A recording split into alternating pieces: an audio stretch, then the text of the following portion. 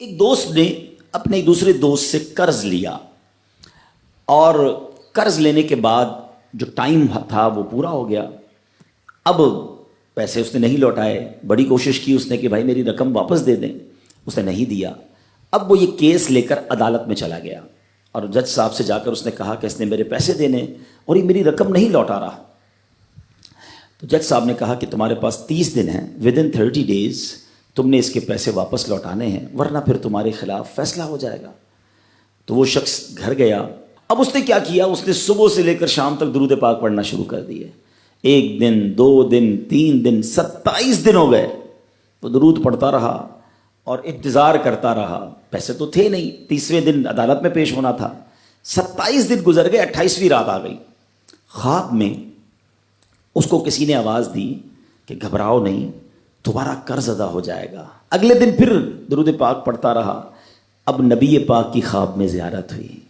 آقا علیہ الصلوۃ والسلام تشریف لائے, فرمایا گھبراؤ نہیں, تمہارا قرض ادا ہو جائے گا. تم علی بن عیسیٰ وزیر کے پاس جاؤ اور اس سے کہو وہ تمہارا قرض ادا کر دے گا. اب جب صبح اٹھا تو بہت خوش کہ نبی پاک کی زیارت مجھے ہو گئی. لیکن پھر خیال آیا کہ میں اگر وزیر صاحب کے پاس گیا اور انہوں نے مجھ سے کوئی ایویڈنس مانگ لیا, کوئی پروف مانگا, کہ میں کیسے مان لوں تمہیں نبی پاک نے بھیجا ہے, تو اس بات پر تو میرے پاس کوئی دلیل نہیں ہے. اب 30ویں رات آ گئی, آخری رات ہے, صبح عدالت میں جانا ہے. درود پاک پڑھتے پڑھتے سو گیا. سرور کائنات علیہ الصلوۃ والسلام نے خواب میں پھر کرم فرمایا. فرمایا علی بن عیسیٰ وزیر کے پاس جاؤ, وہ تمہارا قرض ادا کر دے گا. کہ حضور میں چلا تو جاتا, مگر اگر وہ مجھ سے یہ کوئی پروف مانگتا, کوئی ایویڈنس مانگتا, تو میں کیا جواب دیتا. پیارے آقا علیہ الصلوۃ والسلام نے فرمایا کہ ایسا کرو, اسے یہ کہنا کہ آپ کا ایک راز ہے جو آپ جانتے ہیں اور رب جانتا ہے, اور وہ راز یہ ہے کہ آپ روزانہ فجر کے بعد 5000 بار درود پاک پڑھتے ہیں, اور جب تک درود پاک مکمل نہیں ہوتے آپ کسی سے بات نہیں کرتے. اب جب صبح اٹھا تو بہت مطمئن کہ اب تو دلیل بھی آ گئی ہے. پہنچ گیا صبح صبح علی بن عیسیٰ وزیر کے پاس. اس کا دربار لگا ہوا ہے. اس نے پیغام بھجوایا کہ میں علی بن عیسیٰ وزیر صاحب سے اکیلے میں ملنا چاہتا ہوں, پیغام لایا ہوں. درباری نے آ کر پوچھا, وزیر صاحب پوچھ رہے ہیں کس کا پیغام لایا ہو؟ کہا میں نبی پاک علیہ الصلوۃ والسلام کا پیغام لایا ہوں. فوراً وزیر صاحب نے بلا لیا. کہا فرمائیے. کہا مجھے میرے آقا علیہ الصلوۃ والسلام نے کہا ہے کہ آپ میرا قرض ادا کر دیں. میں 3000 دینار کا مقروض ہوں. Today is the last day in the court. آج مجھے کورٹ میں پیش ہونا ہے. اگر آج میں نے اپنا قرض ادا نہ کیا تو مجھے جو ہے وہ سزا ہو سکتی ہے.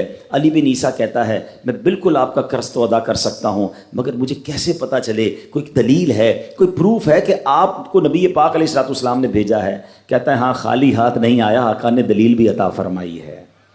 اچھا بتائیے کیا دلیل ہے؟ کا دلیل یہ ہے کہ آپ کا ایک راز ہے جو صرف آپ جانتے ہیں اور آپ کا رب جانتا ہے. 5000 ٹائمز ڈیلی آپ درود پاک پڑھتے ہیں فجر کے بعد, اور جب تک یہ درود پورے نہیں ہوتے آپ کسی سے بات نہیں کرتے.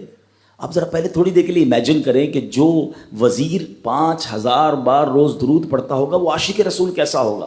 اس کی تو لاٹری نکل آئی نا, وہ تو خوشی سے جھوم اٹھا, کہتا مرحبا یا رسول اللہ, میرے درود پاک قبول ہو گئے, بہت خوش. اب ابھی بیٹھے آپ, کمرے میں گیا, واپس آیا اور 3000 نہیں 9000 دینار لے کر آیا.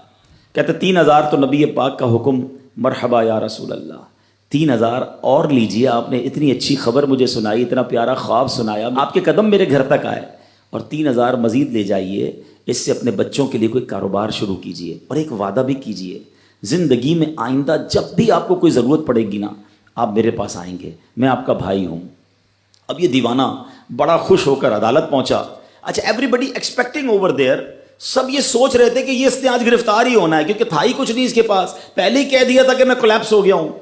اب عدالت میں جاتے ہی اس نے 3000 دینار جج صاحب کو دے دیے کہ صاحب اس کو میرا قرضہ ادا کر دیں, میں جو ہے وہ اپنے قرضے سے بری ہونا چاہتا ہوں. جج صاحب ہوتے ہیں, انہوں نے کہا قرضہ تو ادا کر دیں گے, پہلے بتاؤ پیسے لائے کدھر سے ہو؟ تم تو کہتے تھے پیسے نہیں تھے تمہارے پاس, اتنی بڑی رقم کیسے انتظام کی؟ اب بھری عدالت میں گویا اس نے زبان حال سے یہ کہا کہ اتنا دیا سرکار نے مجھ کو, اتنی میری اوقات نہیں, یہ تو کرم ہے ان کا, ورنہ مجھ میں تو ایسی بات نہیں۔ اب اس نے بھری عدالت میں پورا واقعہ سنایا کہ میں نے تو کچھ نہیں کیا، آقا خواب میں تشریف لائے، میں وزیر صاحب کے پاس گیا، انہوں نے یہ پیسے دیے۔ سنو اس زمانے کے جج بھی کیسے ہوتے تھے، وہ جج دوران عدالت اپنے کرسی سے اٹھ کر کمرے میں چلا گیا، تھوڑی دیر بعد جج صاحب واپس آئے اور 3000 دینار اس کے ہاتھ میں دیتے ہیں۔ کیا سارا ثواب علی بن عیسیٰ لے جائے گا؟ میں بھی تو آقا کا امتی ہوں، تمہارا قرضہ میں ادا کرتا ہوں۔ اچھا، اب جس نے کیس کیا تھا، سبحان اللہ، کیا ماحول تھا، کیا انداز تھا، کیا دل تھے، وہ بھی تو دیکھ رہا ہے، کہتا ہے میں بھی تو آقا کا امتی ہوں، رکے ذرا، کاغذ قلم دیجئے، بندے کو میں قرضہ ہی معاف کر دیتا ہوں۔ اچھا، قرضہ ہو گیا معاف۔ اب جو 3000 جج صاحب نے دیے تھے، وہ بندہ کہتا ہے جج صاحب ہوں واپس لے لو، میرا تو قرضہ ہی ادا ہو گیا۔ تو جج صاحب کہتے ہیں جو پیسے آقا کے نام پر نکال دیے میں نے واپس نہیں لینے، یہ سارے تم ہی لے جاؤ۔